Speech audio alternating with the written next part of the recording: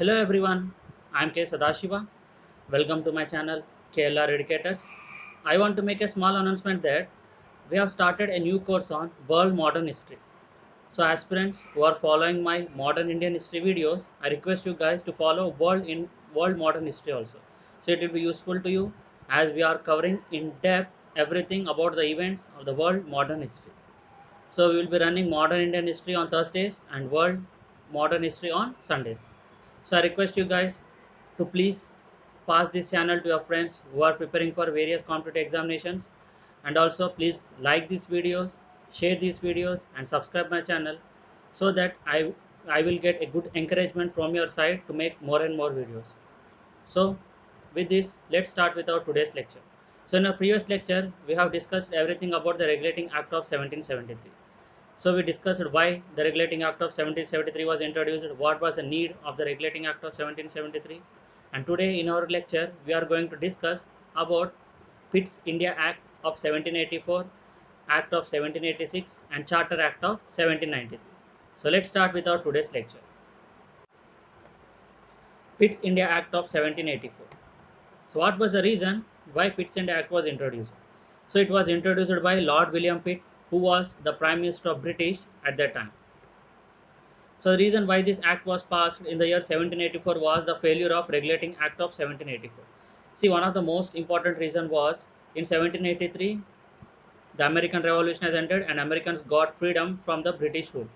So that's the reason why the Britishers understood the mistakes they have committed in America. That's the reason why, to overcome the mistakes and to see that these kind of mistakes are not repeated in India, they passed this Pitt's India Act. They wanted to abolish the rule of East India Company and they want to take over the Indian territory completely into their hands. So that's the main reason why they passed this Pitt's India Act of 1784. By the time the documents of Indian conquered territory were submitted, war happened in India. So whenever the documents that were the documents of the captured territory were submitted, war happened in India. So whatever the territories they are capturing, the respective documents of this territory used to be submitted to the British government. So whenever these documents used to reach the British government, a war happened in India. So that's the reason why there was a lot of delay in delivery of these documents. So Pitt's India Act 1784 distinguished between commercial and political functions of the company. So this was the main act which distinguished the commercial and political functions of the company. The court of directors were allowed to manage commercial affairs and established a board of control to manage political affairs. So there was dual government, means you will be having court of directors as well as board of control. So I will be explaining you everything about the board of control. Companies' territories in India were for the first time called the British possessions in India. So that's the main point which I have explained you in the previous slide. So now the Britishers didn't wanted any kind of East India Company's rule in India. That's the reason why they named all the territories which were present in India by this East India Company as the British possessions. So whatever the East India Companies are possessing in India, they will be possessing in the name of the British. That's the main change that Pitt's India Act has brought in the year 1784. Changes in England. So what type of changes were taking place in England and what happened because of which the Prime Minister was forced to pass this Pitt's India Act of 1784. So we will discuss everything here. So now the British created a board of control which controlled and regulated East India Company and board of directors by the British government. So now the Britishers created a board of control which will subsume the board of directors as well as the East India Company. So the main motive of this Pitt's India Act was to abolish the monopoly of the East India Company. So they will undertake all the powers which were given to East India Company and also the board of directors. So everything will be now controlled by this British government. So British government appointed a board of control which will overtake board of directors as well as East India Company. So now the board of directors as well as East India Company will be working under the board of control. Board of control consisted of president and 6 commissioners. So this board of control consisted of president and 6 commissioners. To encourage board of directors, they set up a secret committee.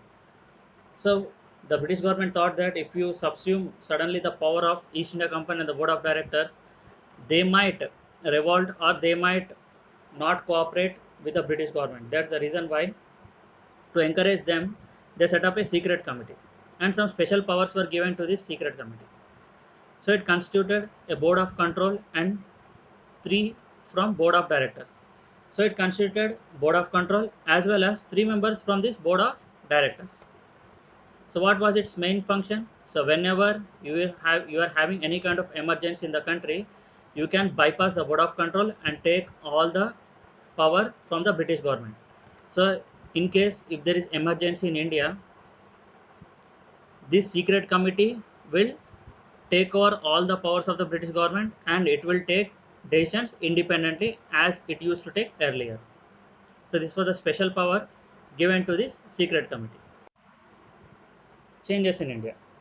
So as we discussed the changes in England, now we are going to discuss what type of changes that took place after passing of Pitt's India Act of 1784. So council members of East India Company were decreased from 4 to 3. So earlier the council members of East India Company were 4, now it was reduced to 3. Supervisory jurisdiction of Governor General of Bengal in council over the presidencies of Bombay and Madras were clearly defined. Earlier in the Regulating Act of 1773, the jurisdiction of Governor General of Bengal was not clearly defined. They just stated that Governor General of Bengal will be supreme and he will control Bombay and Madras presidencies. But in this act, they have clearly defined what kind of powers Governor General of Bengal will possess and what type of jurisdiction does Governor General of Bengal will have on Bombay and Madras presidencies. So now the powers of Governor General of Bengal were clearly defined. So this is the major change in this Pitt's India Act.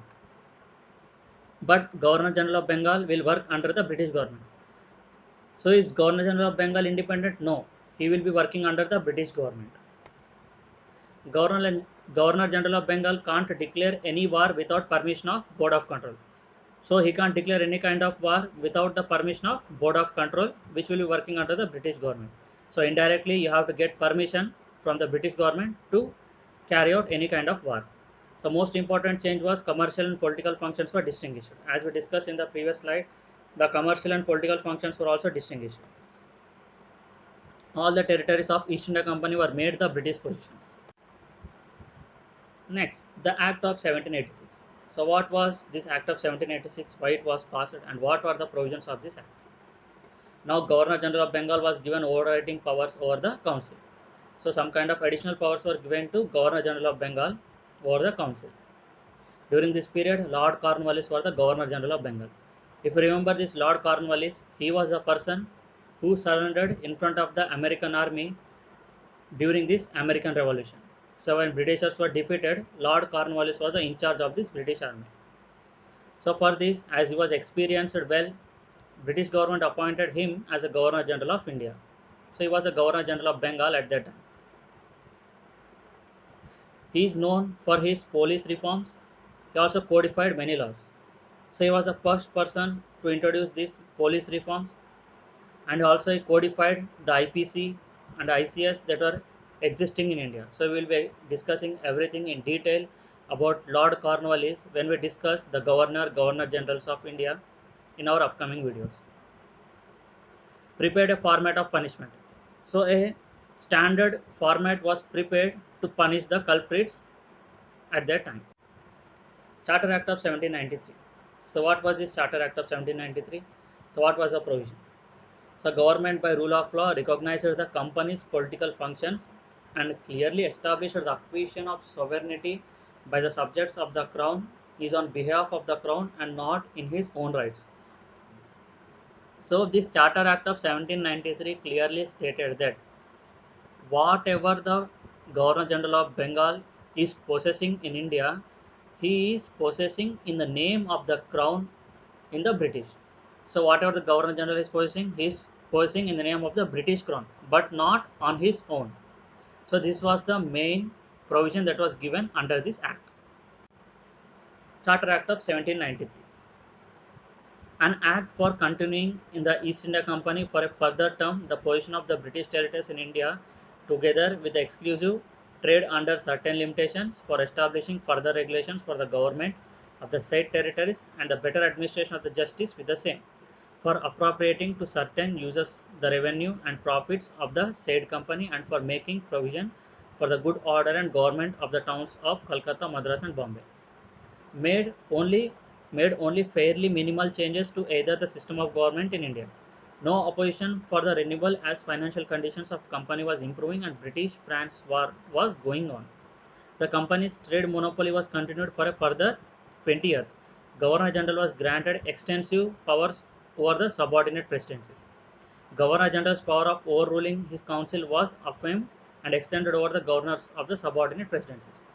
So now the Governor General of Bengal got extensive powers over the subordinate presidencies, and the provisions that were given or powers that were given to East India Company were limited, and whatever the provisions that are present with the East India Company, it was extended to 20 years. So you have to understand that East India Company lost its monopoly, but not completely. Partially it lost by Charter Act of 1813. It will completely lose its monopoly. So when we discuss the Charter Act of 1830 in our next video, we will be knowing that the complete authority or the complete monopoly of the East India Company will be abolished. So we are done with our today's lecture. Hope you understood everything about the Pitt's India Act of 1784, Act of 1786, and the Charter Act of 1793. So you have understood the reason why these acts were passed, and also we are going to discuss the Charter Act of 1813 in our upcoming videos, so that you will clearly understand why the British government wanted to abolish the East India Company's monopoly. So if you like my video, please give a like, share these videos to your friends who are preparing for many competitive examinations, and please make a running notes so that you can revise all the things in future. So thanks for watching my video. Jai Hind.